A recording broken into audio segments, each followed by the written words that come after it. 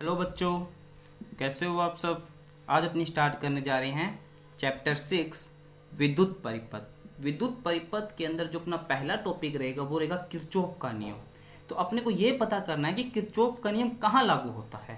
तो देखो, जटिल विद्युत परिपथों में विद्युत विभवांतर या वोल्टेज भी बोल सकते हैं तथा विद्युत धारा का मान ज्ञात करने के लिए किरचॉफ के नियम काम लिए जाते हैं। मतलब जो जटिल विद्युत परिपथ होते हैं उनके अंदर विद्युत धारा और वोल्टेज या विभवांतर एक ही बात है, ज्ञात करने के लिए अपने किरचॉफ का नियम काम है। जो किरचॉफ के नियम है वो अपने पास दो नियम है, एक किरचॉफ का प्रथम नियम, एक किरचॉफ का द्वितीय नियम। जो किरचॉफ का प्रथम नियम है वो धारा नियम है, उसके अंदर क्या कर सकते हैं, अपने विद्युत धारा ज्ञात कर सकते हैं, धारा नियम बोलते हैं जिसको। और जो किरचॉफ का जो द्वितीय नियम है वो वोल्टा का नियम है या उसे लूप नियम भी बोलते हैं, वो आगे आपको डिटेल से बताऊंगा।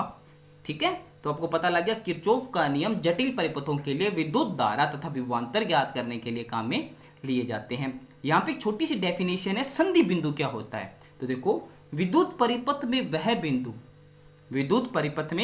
वह बिंदु जहां तीन या तीन से अधिक शाखाएं मिलती हैं संधि बिंदु कहलाता है। जैसे देखो, मान लिया मेरे पास ये कोई शाखा है, ये कोई दूसरी शाखा है परिपथ की, ये कोई तीसरी शाखा है। ये देखो, तीन शाखाएं क्या कर रही है, किसी एक बिंदु पर मिल रही है। देखो, विद्युत परिपथ में वह बिंदु जहां तीन या तीन से अधिक शाखाएं किसी बिंदु पर मिलती है, तो ये जो बिंदु होगा वो क्या होगा, संधि बिंदु होगा।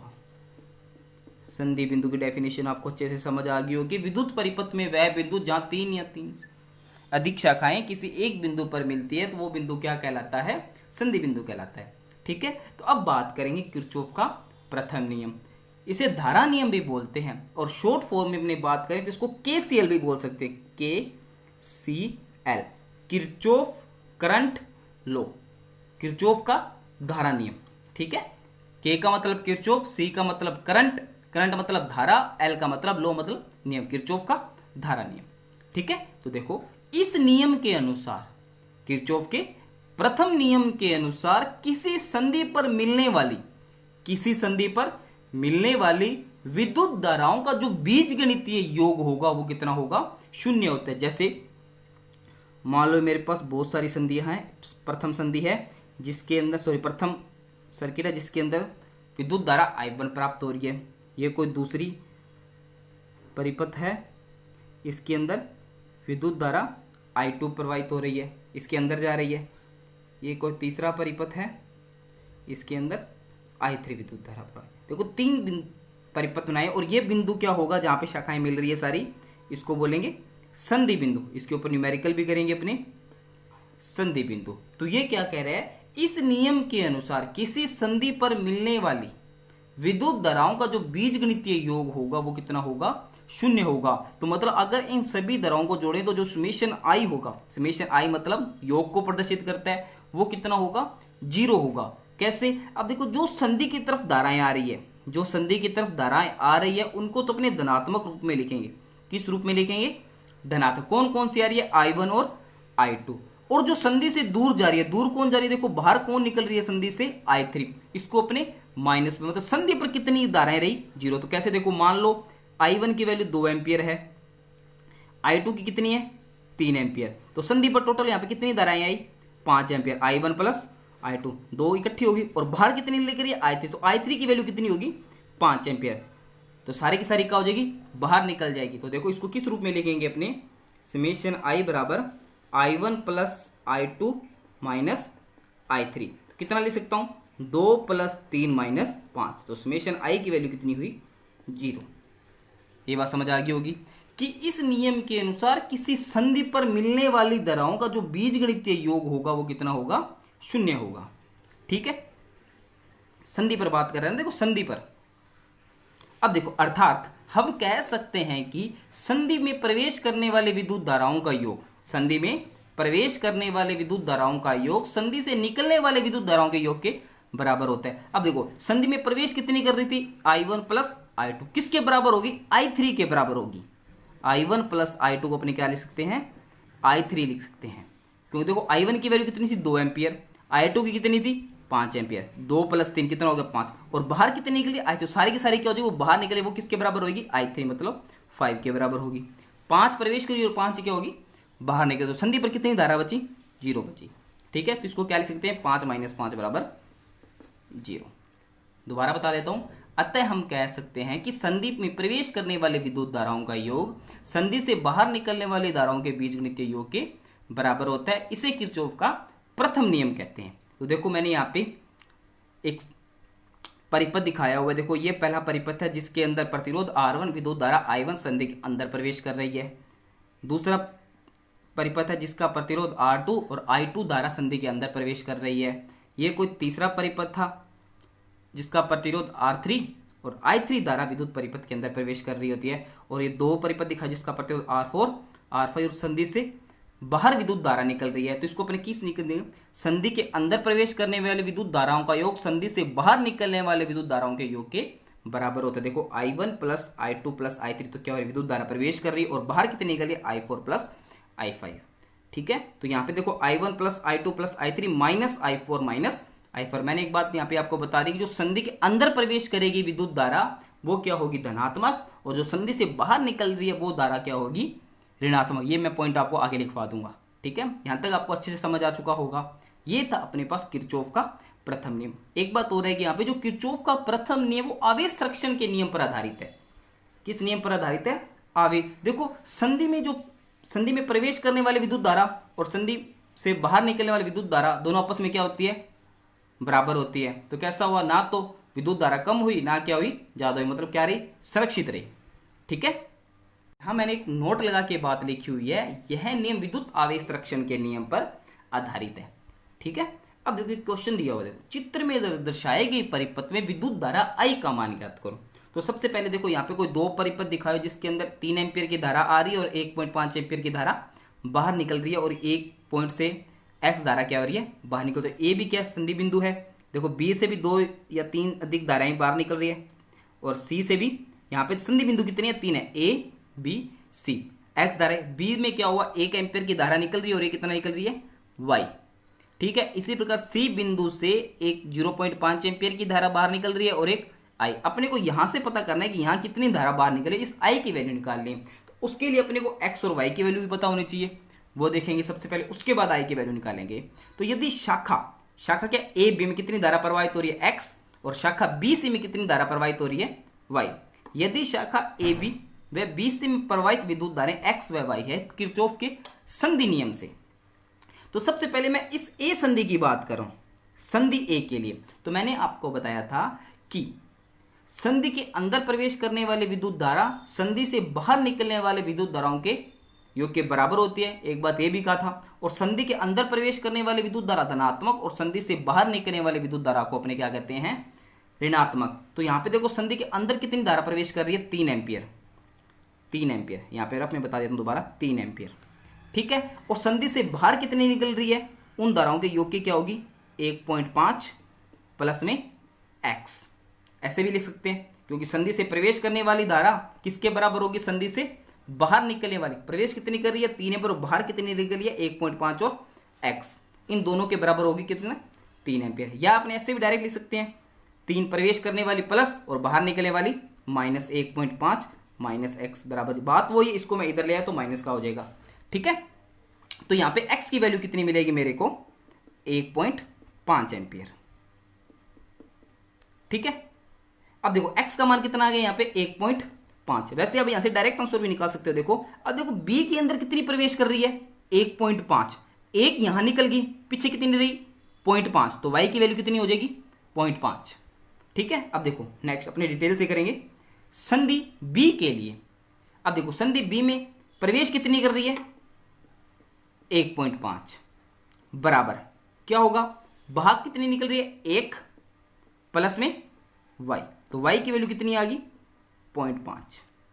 ठीक है, 0.5 एम्पियर। अब देखो यहां मैं आपको बता देता हूं, यहां पे y कितना मिल रहा है अपने को, 0.5 एम्पियर की धारा C बिंदु पर क्या कर रही है, प्रवेश कर रही है, 0.5 एम्पियर, जिससे देखो 0.25 एम्पियर की धारा इधर बाहर निकल गई, तो पूछ रहा है आई में कितनी धारा आएगी, या इस शाखा में कितनी धारा आएगी। 0.25 इधर की, तो यहाँ पे कितनी रह जाएगी, 0.25 रह जाएगी, क्योंकि टोटल कितनी है अपने पास 0.5 अंदर प्रवेश कर रही है, बाहर 2 निकल रही है।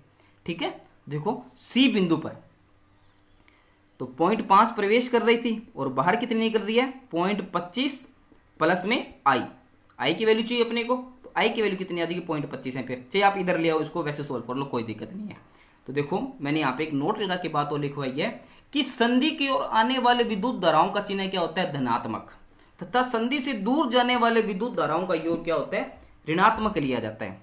संधि की ओर आने वाले विद्युत धाराओं का चिन्ह है, योग नहीं, चिन्ह है धनात्मक, और संधि से दूर जाने वाले विद्युत धाराओं का चिन्ह क्या होता है, ऋणात्मक होता है, और टोटल कितना होता है 0 होता है।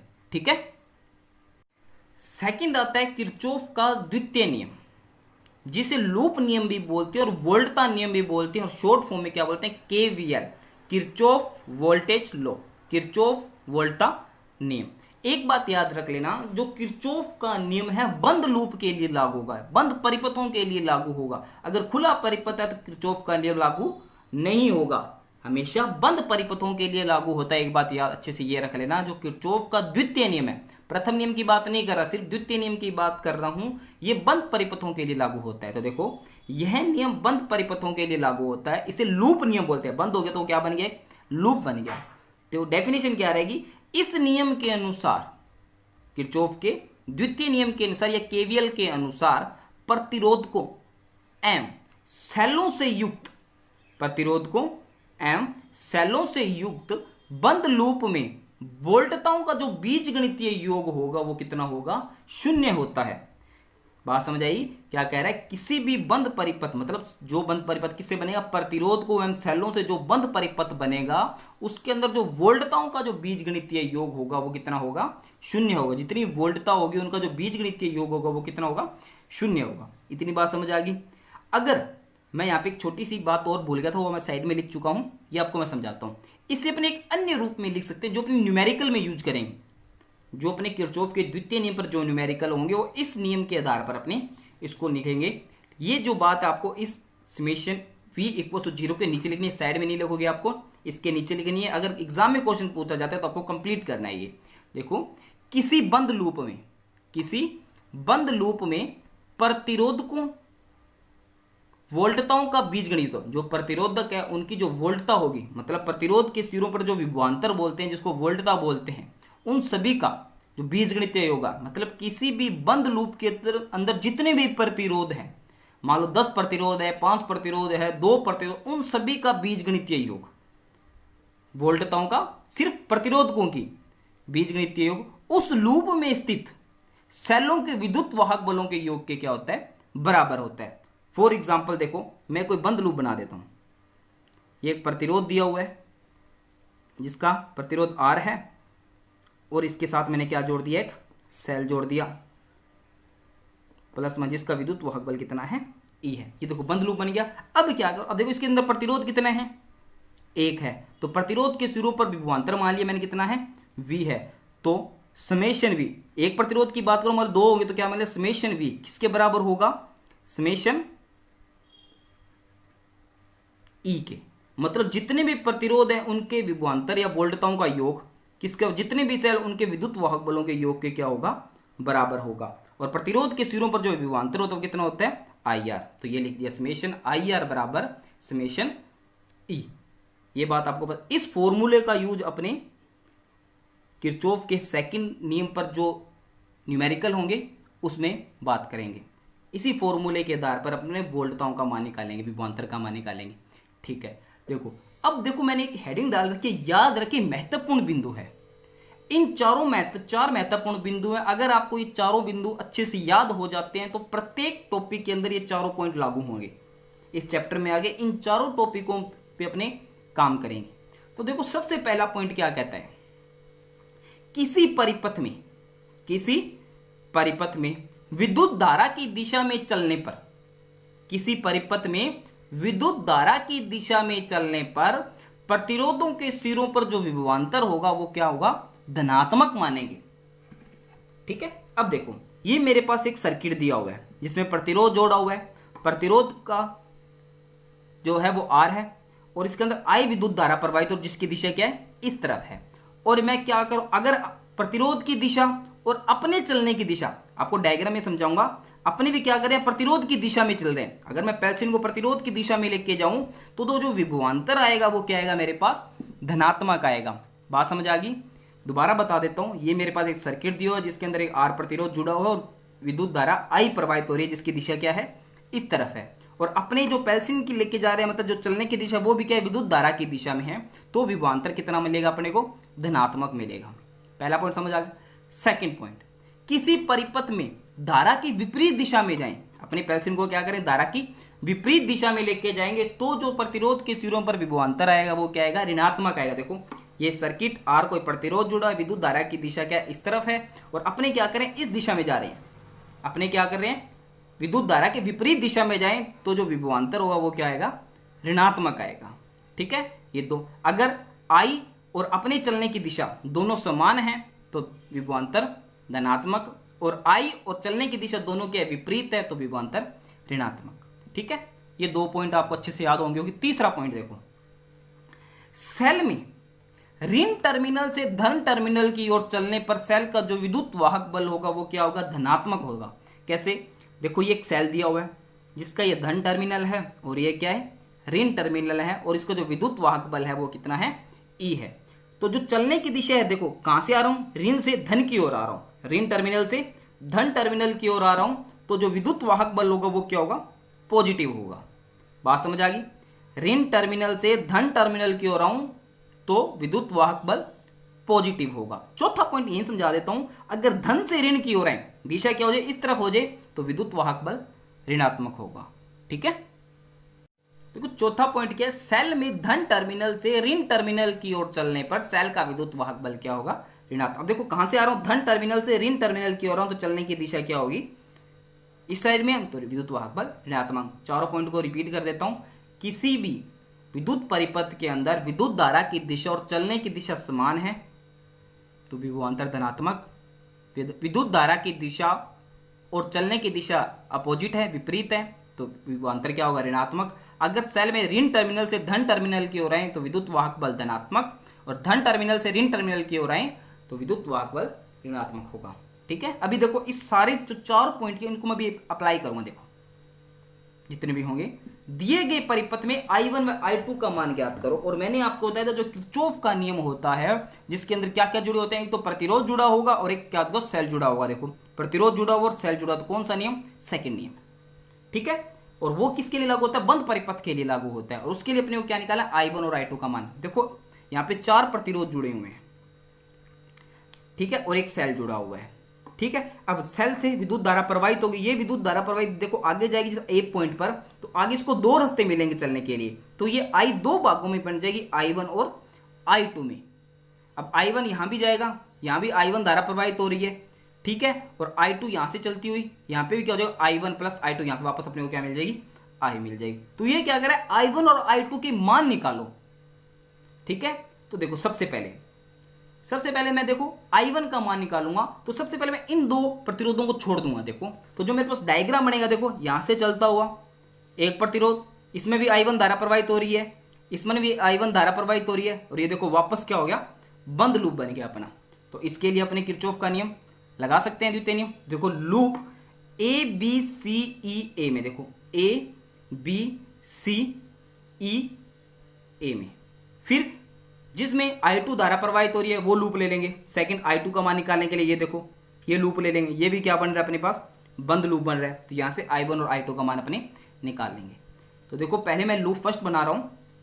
देखो यहां पे अपना A पॉइंट था, यहां पे अपना B पॉइंट था, यहां पे अपना C पॉइंट था। देखो ये बंद लूप बन चुका है। ठीक है, अब देखो मैंने आपको बताया था चलने की दिशा।